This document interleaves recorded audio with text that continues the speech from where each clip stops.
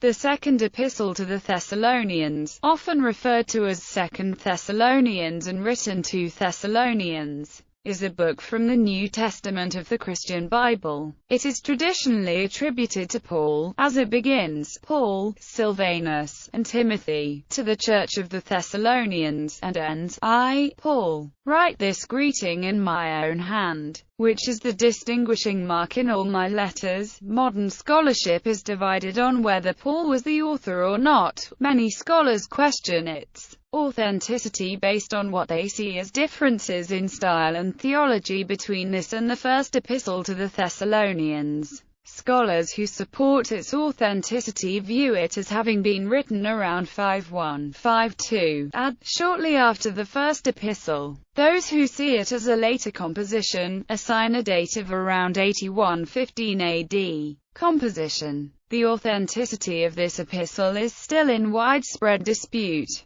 As Ernest best explains the problem, if we only possess 2 Thessalonians, few scholars would doubt that Paul wrote it, but when 2 Thessalonians is put alongside 1 Thessalonians, then doubts appear. There is a great similarity between the two. This is not only one of words, small phrases and concepts, but extends to the total structure of the two letters, which is in addition different from what is taken to be the standard Pauline form. At the same time, the second letter is alleged to be less intimate and personal in tone than the first, and in some of its teaching, particularly in relation to eschatology, to conflict with the first. The structures of the two letters include opening greetings and closing benedictions, which frame two balancing sections. In 2 Thessalonians, these begin with similar successions of 9 Greek words, at 1–3 and 2–13. The opening letter section itself comprises 2 halves, 1–3–12 and 2–1–12. The second balancing letter section also comprises 2 halves, 2:13–3–5 and 3–6–16c. Of the 12 pieces in 2 Thessalonians, 7 begin with brother introductions. Of the 18 pieces in 1 Thessalonians, 14 begin with brother introductions. In both letters the sections balance in size and focus, and in many details. In 2 Thessalonians, in 2–5 and 3–10, for example, there is a structural balance of the use of when I was with you, and when we were with you. Support for authenticity of the books in the New Testament suspected of pseudepigraphy. 2 Thessalonians has the most evidence to support its authenticity, while Paul's authorship of 2 Thessalonians has been questioned more often than his authorship of 1 Thess. There is more evidence from early Christian writers for his authorship of 2 Thessalonians than for 1 Thessalonians. The epistle was included in Marcion's canon and the Muratorian fragment. It was mentioned by name by Irenaeus, and quoted by Ignatius, Justin, and Polycarp. G. Milligan observed that a church which possessed an authentic letter of Paul would be unlikely to accept a fake addressed to them. So also Colin Nichol, who has put forward a substantial argument for the authenticity of 2 Thessalonians. He points out that the pseudonymous view is more vulnerable than most of its advocates conceded.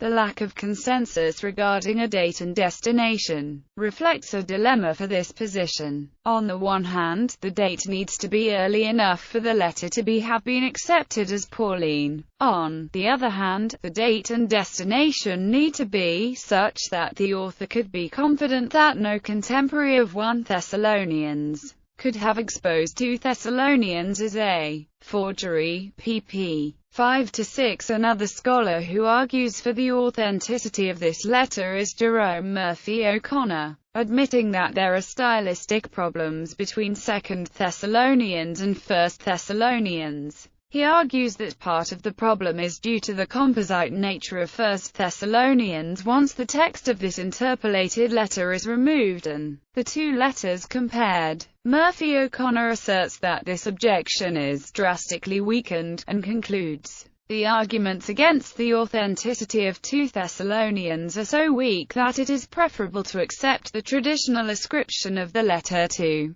Paul. Those who believe Paul was the author of 2 Thessalonians also note how Paul drew attention to the authenticity of the letter by signing it himself. I, Paul, write this greeting with my own hand, which is how I write in every letter. Bruce Metzger writes, Paul calls attention to his signature, which was added by his own hand as a token of genuineness to every letter of his. Other scholars who hold to authenticity include Beale, Green, Jones, Morris, and Witherington. Opposed to authenticity at least as early as 1798, when J.C. Schmidt published his opinion, Paul's authorship of this epistle was questioned. More recent challenges to this traditional belief came from scholars such as William Reed in 1903 and Alfred Loisy in 1933, who challenged the traditional view of the authorship. Many today believe that it was not written by Paul but by an associate or disciple after his death, representing what they believed was his message. See, for example, Ehrman, Gaventer, Smiles, Schnell, Boring, and Kelly. Norman Perrar observes, the best understanding of 2 Thessalonians is to see it as a deliberate imitation of 1 Thessalonians, updating the apostle's thought. Perrar bases this claim on his hypothesis that prayer at the time usually treated God the Father as ultimate judge, rather than Jesus. Background: Thessalonica was the second city in Europe where Paul helped to create an organized Christian community. At some point after the first letter was sent, probably soon, some of the Thessalonians grew concerned over whether those who had died would share in the parousia. This letter was written in response to this concern. The problem then arises, as Raymond Brown points out, whether this letter is an authentic writing of Paul written by one of his followers in his name. If this letter is authentic, then it might have been written soon after Paul's first letter to this community, or possibly years later. Brown notes that Paul most likely visited Thessalonica several times in his journeys to Macedonia. However, if the letter is not authentic, Brown notes that, in some ways interpretation becomes more complex. Brown believes that the majority of scholars who advocate pseudonymity would place it towards the end of the 1st century, the same time that Revelation was written. These scholars emphasize the appearance of man of sin in the 2nd chapter of this letter. Whether this personage is identified with the Antichrist of 1 John and Revelation, or with a historical person like Caligula. Content: the traditional view is that the 2nd epistle to the Thessalonians was probably written from Corinth not many months after the first. Biblical commentator and pastor John MacArthur writes, the emphasis is on how to maintain a church with an effective testimony and proper response to sound eschatology and obedience to the truth. Paul opens the letter praising this church for their faithfulness and perseverance in the face of persecution. We ought always to give thanks to God for you, brethren, as is only fitting, because your faith is greatly enlarged, and the love of each one of you toward one another grows ever greater. Therefore, we ourselves speak proudly of you among the churches of God for your perseverance and faith in the midst of all your persecutions and afflictions, which you endure. The letter contains a whole chapter regarding the second advent of Christ, among other themes and instructions. From the inference of 2 to 1-2, the Thessalonians were faced with a false teaching, saying that Christ had already returned. This error is corrected in chapter 2, where Paul tells the Thessalonians that a great tribulation must occur before Christ's return. Seeing as how this series of events has not yet happened, his argument reads, Christ cannot have returned yet.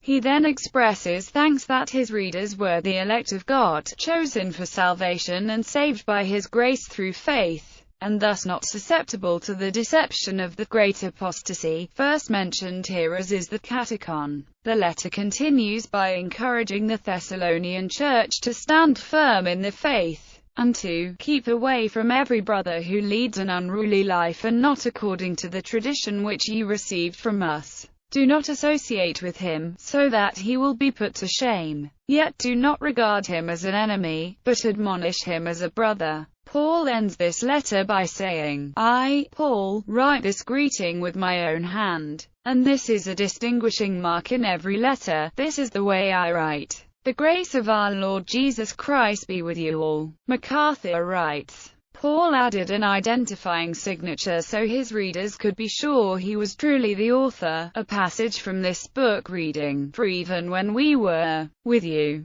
this we commanded you, that if any would not work, neither should he eat," was later adapted by Vladimir Lenin as an adage of the Soviet Union. "He who does not work, neither shall he eat."